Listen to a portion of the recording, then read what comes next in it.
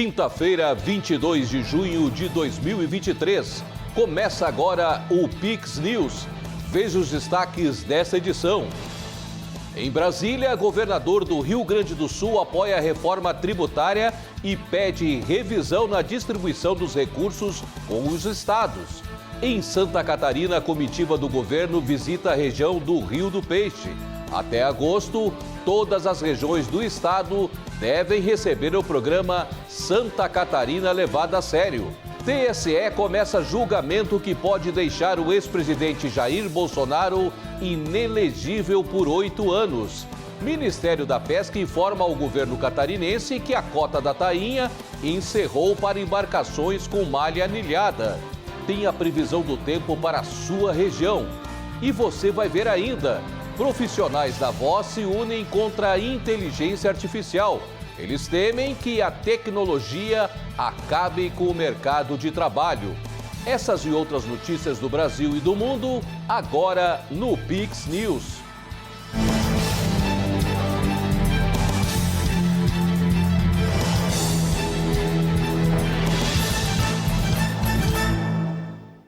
Olá, obrigado pela companhia. Estamos ao vivo, agora são 20 horas e 2 minutos. Após encontro com o presidente da Câmara dos Deputados, Arthur Lira, Eduardo Leite, governador do Rio Grande do Sul, declarou apoio à reforma tributária do governo.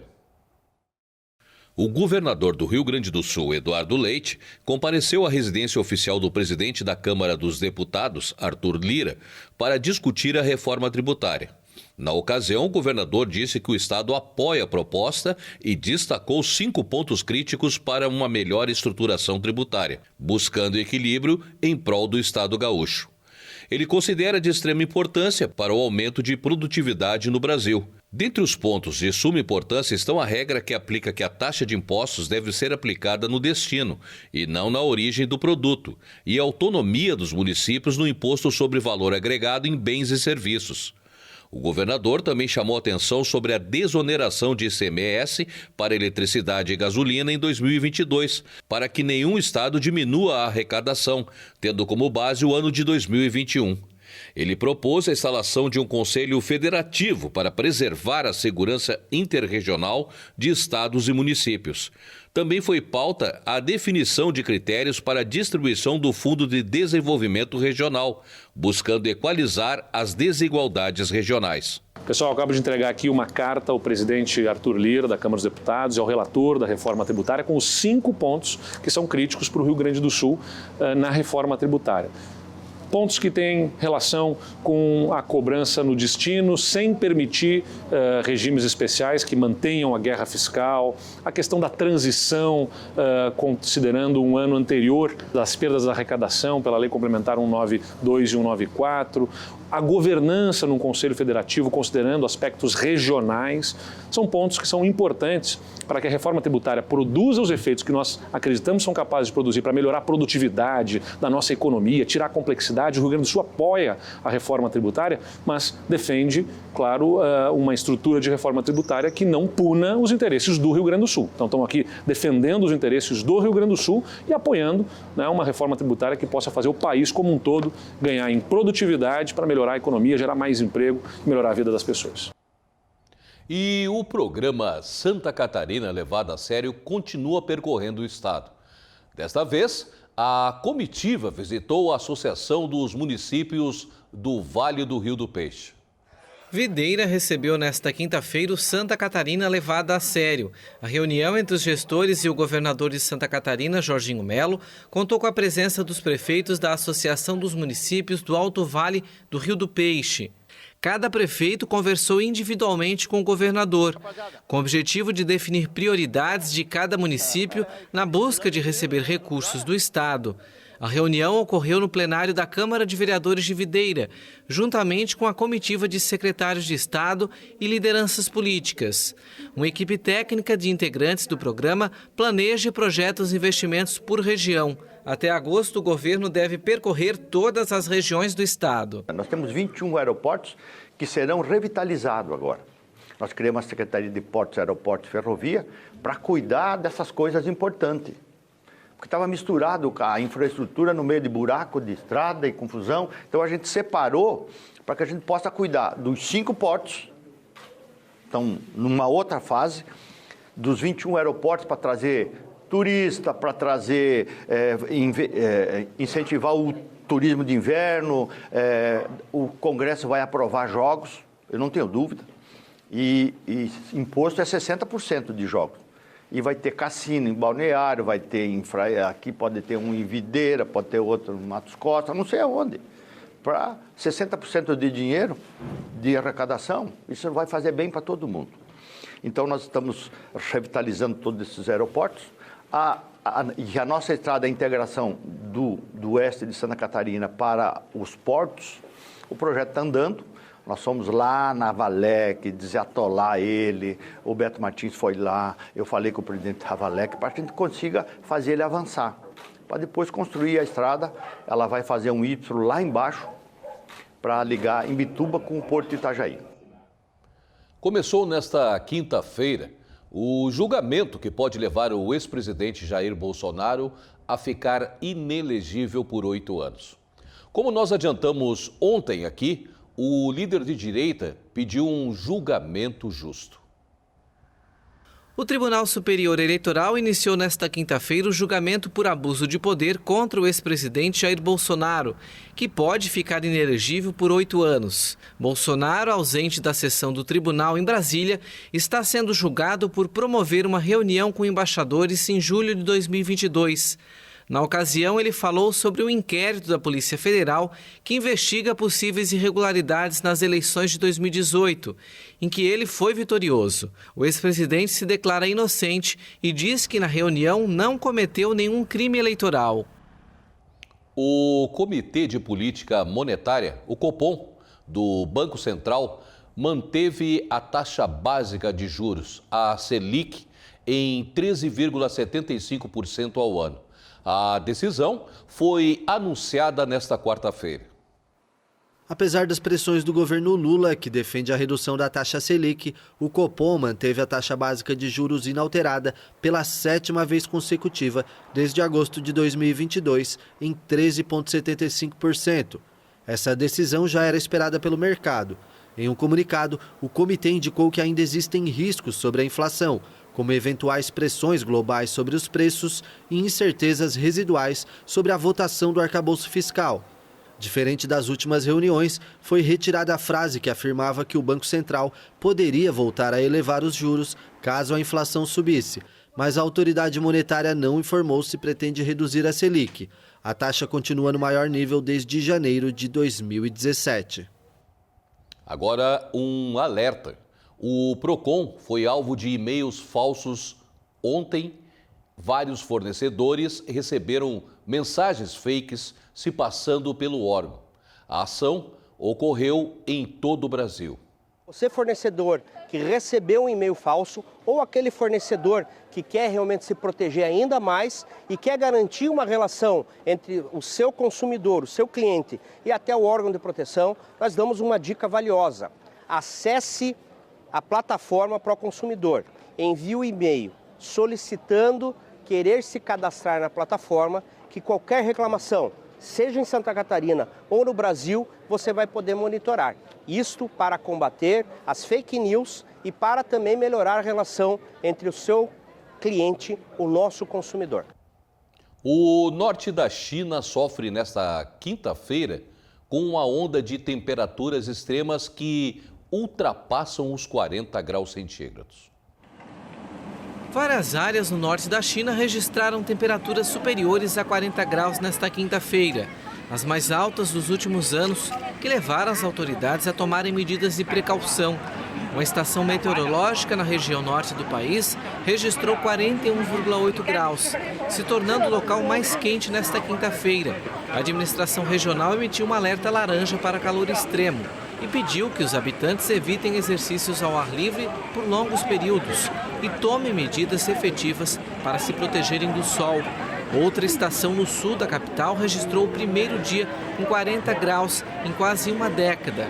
Na semana passada, a capital chinesa registrou a temperatura mais alta para meados de junho, com 39,4 graus. Especialistas afirmam que ondas de calor extremo têm se tornado mais frequentes e mais intensas como consequência das mudanças climáticas no mundo. 3 pessoas morreram depois de um raro ataque com drone na Cisjordânia. O episódio é mais uma da escalada de violência na região. Militares de Israel mataram 3 palestinos apresentados como membros de uma célula terrorista em um ataque com drone na Cisjordânia ocupada. Soldados identificaram em um veículo suspeito uma célula terrorista que havia aberto fogo perto de Jamalá. Um drone neutralizou a célula e matou os 3 ocupantes.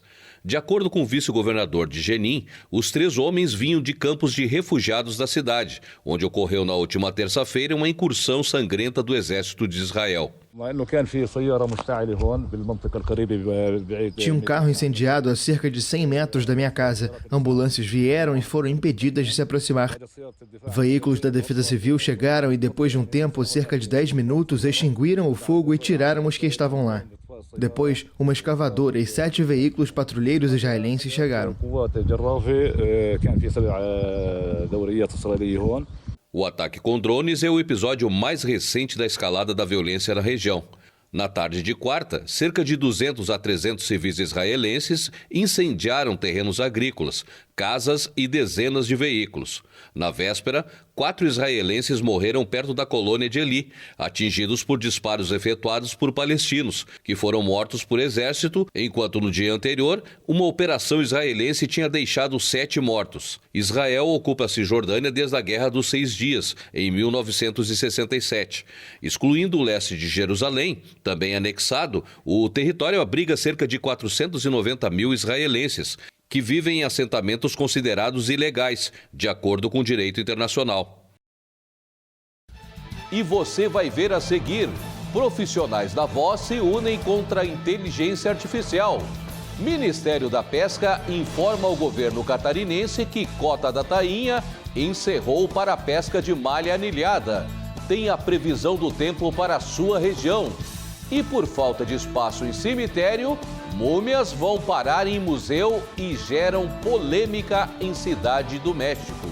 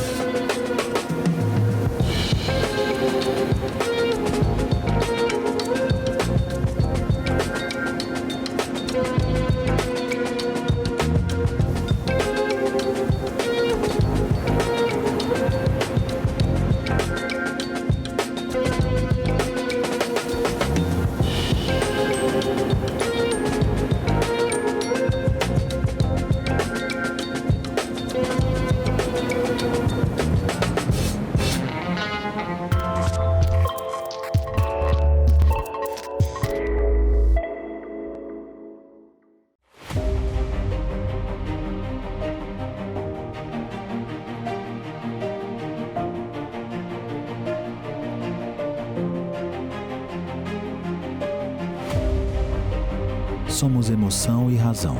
Somos humanos e tecnológicos. Nós somos apaixonados pelo que fazemos. Esta é a nossa vocação. Hospital Veterinário Vital. Unidade Laguna, Unidade Imbituba, Garopaba.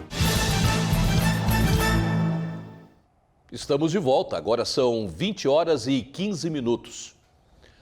A Austrália deu um prazo de 28 dias para que o Twitter limpe a rede social da toxicidade e ódio. Em caso de descumprimento, a empresa pode ser obrigada a pagar uma multa diária milionária. O órgão australiano de segurança na internet ameaçou multar o Twitter por não combater o abuso, ao afirmar que a compra da rede social por Elon Musk coincidiu com o aumento da toxicidade e do ódio. A comissária de cibersegurança da Austrália, que é uma ex-funcionária do Twitter, assinalou que a plataforma é agora responsável por 1 em cada 3 queixas sobre discurso de ódio online denunciados no país. Ela indicou que a plataforma Twitter tem 28 dias para tratar desse problema ou será multada em $700 mil australianos, ou mais de R$2.200.000 por cada dia de descumprimento do prazo. Desde que Musk comprou a plataforma em outubro de 2022, ele cortou mais de 80% da equipe do Twitter em todo o mundo, incluindo muitos moderadores de conteúdo encarregados de eliminar o discurso de ódio. Segundo a comissária, o órgão australiano não é o único preocupado com o nível de crescimento de toxicidade e ódio no Twitter, em especial contra as minorias. A Austrália lidera o esforço global para a regularização das plataformas e redes sociais. O surgimento da inteligência artificial, capaz de criar vozes sintéticas pouco diferentes das humanas, ameaça afetar locutores, dubladores, narradores de audiolivros. Ironicamente, eles alimentam todos os dias a tecnologia que pode tirar o sustento. Os profissionais da voz buscam estabelecer regras justas na competição com um concorrente que coloca um ponto de interrogação no futuro do segmento, a inteligência artificial generativa. Locutores, dubladores, narradores de audiolivros e até mesmo cantores veem com preocupação o avanço da tecnologia capaz de criar vozes sintéticas cada vez mais parecidas com as humanas e que põe em risco a profissão de cada um. A inteligência artificial generativa possibilita criar vozes usando um conteúdo existente, sem intervenção humana. Isso permitiria, por exemplo, que no futuro a voz real de um ator ou cantor pudesse ser ouvida em vários idiomas, mas com a entonação de um dublador que não participaria do processo. Estamos falando sobre um direito humano que é o de usar a voz sem o seu consentimento. Isso além do fato de você não ter nenhuma decisão sobre o direito de uso da sua voz ou a sua interpretação. Dessa forma, os profissionais da voz alimentam dia a dia uma tecnologia que, em um tempo não muito distante, poderá significar o fim das próprias carreiras. Embora as empresas de tecnologia continuem contratando intérpretes, muitos suspeitam que o objetivo seja o de apenas abastecer os arquivos. Não temos realmente respaldo legal. Não temos um respaldo legal que nos proteja desse tipo de coisa para aceitar esses trabalhos. Deste tipo de coisas, deste tipo de trabalho, para aceitar este tipo de trabalho, não? Para frear o avanço, cerca de 20 sindicatos e organizações da Europa, Estados Unidos e América Latina criaram a organização Vozes Unidas, que defende a criação de leis que harmonizem inteligência artificial e criação humana. Somos claramente uma organização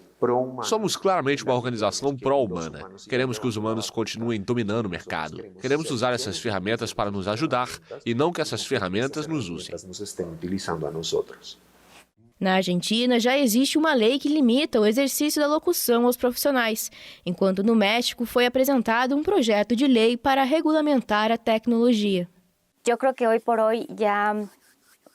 Acho que hoje corremos um pouco contra o relógio para realmente regulamentar isso agora. Enquanto isso, os profissionais alertam que o uso indiscriminado e desregulado da inteligência artificial pode extinguir um patrimônio artístico de criatividade que as máquinas não são capazes de gerar. E a safra da tainha já está chegando ao fim.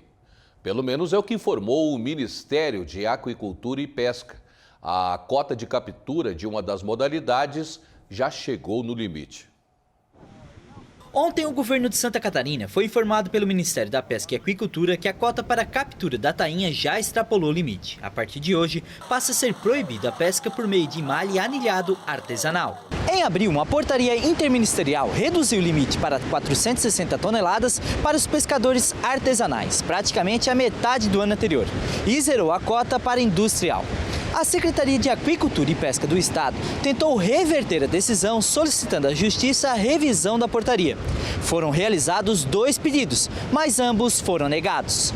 Infelizmente, na Justiça de primeiro grau, tivemos negada a nossa ação civil pública, extinta pelo juiz, observando que mesmo que a portaria fosse injusta ou ilegal, os pescadores deveriam observar e ingressar na Justiça individualmente, que o governo do Estado não teria legitimidade para propor essa ação civil pública. Então, não contentes com essa decisão, a Procuradoria-Geral do Estado recorreu ao TRF4, apelou ao TRF4 e também, junto desse apelo, solicitou o efeito suspensivo da apelação e ontem, quando foi proibida, no mesmo dia que foi proibida a pesca artesanal de emalha ilhada em Santa Catarina em 2023, o recurso de efeito suspensivo foi negado pelo TRF4. Com a chegada do frio, a tainha começou a aparecer nos últimos dias no litoral catarinense, com grandes lances há poucos dias. A expectativa era que até o final da safra mais lances poderiam ocorrer, já que a tainha é um dos principais peixes capturados na região, responsável pelo sustento de muitos pescadores catarinenses. Que esse ano ele atrasou um pouco e já chegou fechado, então praticamente aí 80% de quem pesca não matou nada, igual a nós aqui em Garopaba, aqui de 5 embarcações, só uma matou, 1 ou 2, o resto ficou tudo aí a ver navio. E vamos ficar parados, não tem outra pesca, né? Não tem brota ainda, não tem anchova, não tem covina, e vamos ficar praticamente aí 1 mês parado, sem ter o que fazer, sem saber o que fazer. E as contas vêm, né? Temos boleto aí para pagar. O investimento feito no barco que o Fernando trabalha foi acima de R$20 mil. Com ele trabalham outros 9 pescadores. Todos serão afetados. A pesca da tainha é fundamental para começar o ano, né? Financeiro, enfim, em tudo, né? E eles fizeram essa cota aí, não sei se fizeram pesquisa, começou com 1.200 toneladas. Baixou para 800 e esse ano, infelizmente, baixou para 400, né? E nem todo mundo fechou com gente nem comendo uma tainha sequer esse ano. Um monte de gente chorando aí, como eu sou uma pessoa também. Nem paguei a despesa, nada matei. E é triste, né, cara? Porque as contas vêm. E quem vai ajudar nós a pagar essas contas aí? Ninguém? Então a gente não sabe nem o que fazer, cara. O governo do estado agora busca novas medidas para tentar não prejudicar os pescadores catarinenses. Está no prazo para seu recurso e o recurso de apelação continua os seus trâmites normais, aguardando a manifestação da União. Então o governo do estado continua aí batalhando para que os pescadores catarinenses tenham o seu direito de pescar preservado e vamos até o fim, até onde for possível. A pesca por outras modalidades, como arrastro de praia e malha de superfície e tarrafa, seguem permitidas normalmente. O Ministério da Pesca informou que está sendo criado um grupo de trabalho formado pelo setor pesqueiro e governo, que irá discutir as cotas da tainha para o próximo ano. Os resultados serão encaminhados ao Comitê Permanente de Gestão da Pesca e do Uso Sustentável dos Recursos Pesqueiros Pelágicos das regiões Sudeste e Sul. Vamos tentar fazer um manifesto amanhã lá no Ibama, em Laguna, para ver, né, se consegue reverter esse quadro aí lamentável, que não seja para esse ano, mas para ano que vem, porque esse ano acho que já vai ser difícil, mas que tomara que mude, porque então a pesca vai acabar, cara, a pesca vai acabar.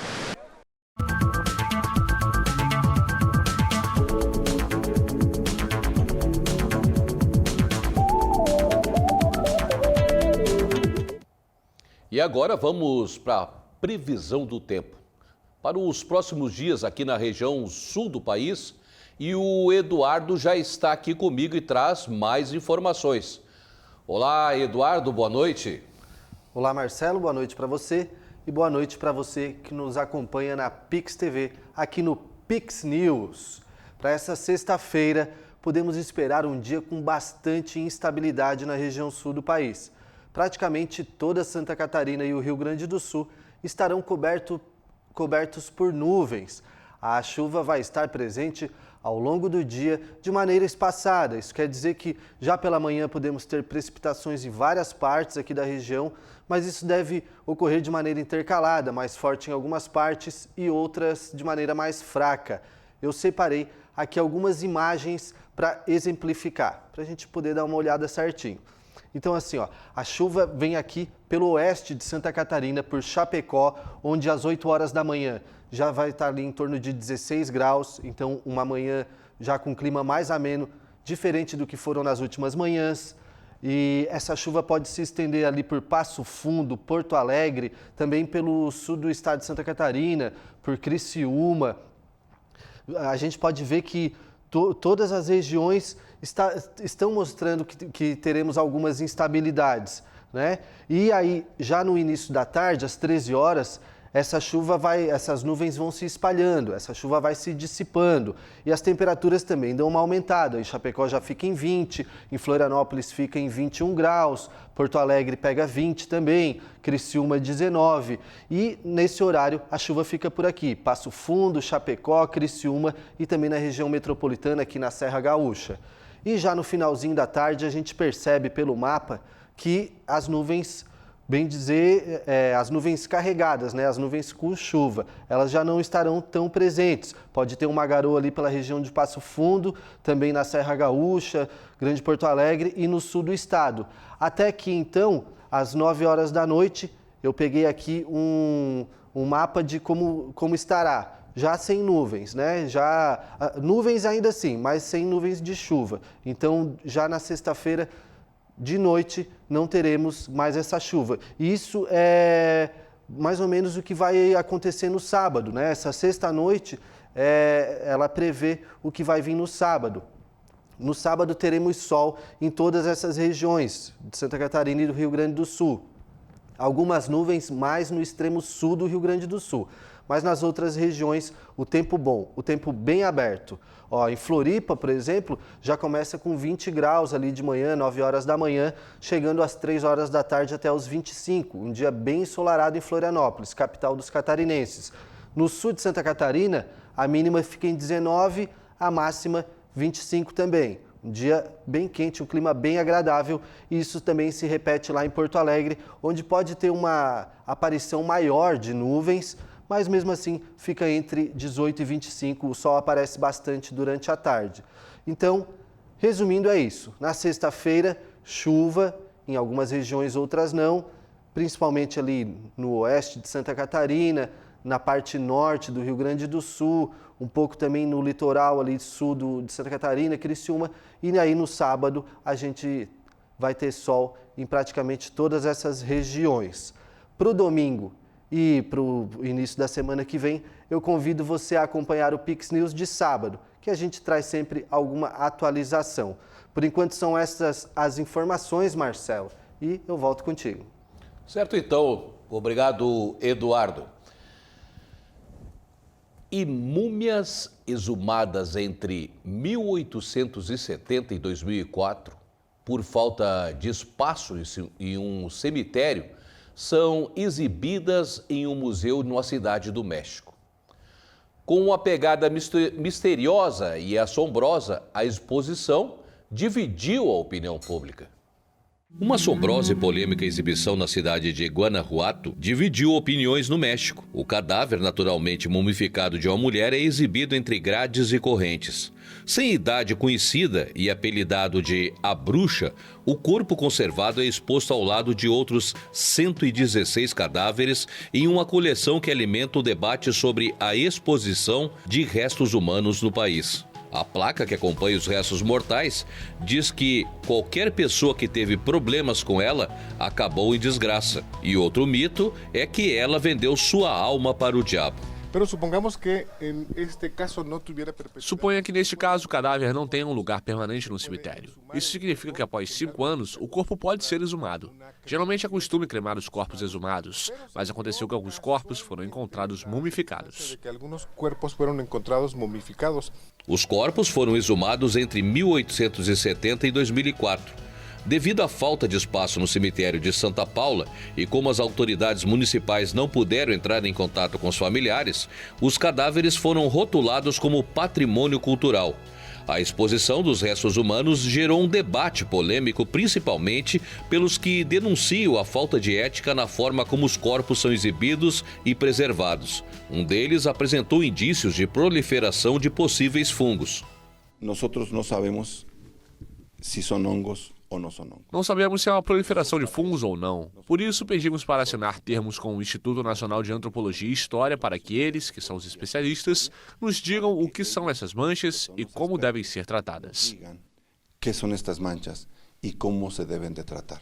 Com a presença de corpos nos quais as expressões faciais são nítidas e também pela presença de bebês entre as múmias, parte da população condena a exposição. Acharia um desrespeito se algum parente meu estivesse na exposição. Eu lutaria para que não fosse exposto, deveria ser cremado. Seria muito difícil ver um parente ali em uma exposição, gerando renda com um cadáver dessa maneira. É forte ver a um familiar aí exhibindo, fazendo negócio com um cadáver. Os museus onde as múmias estão expostas geram cerca de 2 milhões de dólares ou 9 milhões e meio de reais em receitas anuais para o município, com a visita de aproximadamente 600 mil pessoas.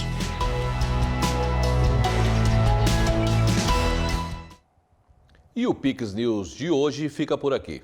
Você pode rever essa edição em nosso canal no YouTube.